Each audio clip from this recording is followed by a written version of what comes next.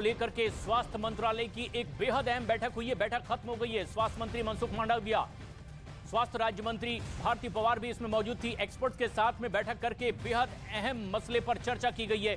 चीन के अलावा जिस तरह से अमेरिका, जापान, ब्राजील समेत दुनिया के कई और देशों में कोरोना के मामले तेजी से बढ़ रहे हैं, भारत में इसकी रोकथाम के लिए किस तरह से प्रिवेंशन कदम उठाए जाएं, इसे लेकर बेहद अहम बैठक एक्सपर्ट के साथ में देश के स्वास्थ्य मंत्री मनसुख मांडविया और स्वास्थ्य राज्य मंत्री भारती पवार ने की है। और ये तस्वीरें आप देख रहे हैं उस बैठक की।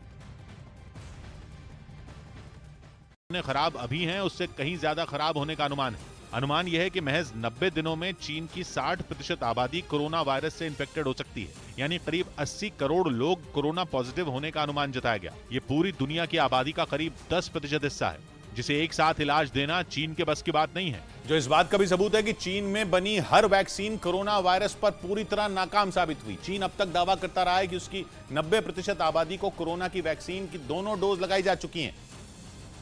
और अब चीन में कोरोना वैक्सीन की बूस्टर डोज लगाई जा रही है। लेकिन वैक्सीन की 2 डोज लगने के बावजूद इतनी बड़ी संख्या में कोरोना मरीजों का मिलना चौंकाने वाला है। ये इस बात का सबूत है कि चीन की वैक्सीन कोरोना वायरस पर पूरी तरह बेअसर है, जबकि चीन की जिद अब तक यही रही है कि वो कोरोना वैक्सीन इंपोर्ट नहीं करेगा। अमेरिका समेत दुनिया के कई बड़े देशों ने कई बार कारगर वैक्सीन चीन को देने की पेशकश की, लेकिन चीन अपनी जिद से पीछे नहीं हटा। और इसी का नतीजा है कि 90% आबादी को वैक्सीन की दोनों डोज लगने के बाद भी कोरोना कहर बनकर टूट पड़ा।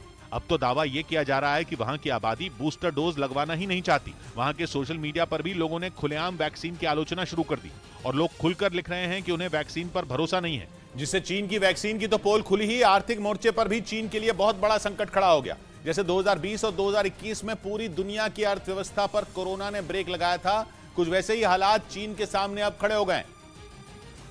और वर्ल्ड बैंक ने चीन की जीडीपी बढ़ने का अनुमान कम कर दिया। ये गिरावट भी मामूली नहीं है। मौजूदा कारोबारी साल में चीन की जीडीपी महज 2.7% की दर से बढ़ने का अनुमान है, जबकि पहले वर्ल्ड बैंक ने ही चीन की जीडीपी विकास दर 4.3% रहने का अनुमान जताया था। केवल इस साल नहीं बल्कि अगले साल भी चीन की अर्थव्यवस्था दबाव में रहेगी। अगले साल चीन की जीडीपी 4.3% की दर से बढ़ने का अनुमान है, जबकि पहले यह आंकड़ा 8.1% दिया गया था।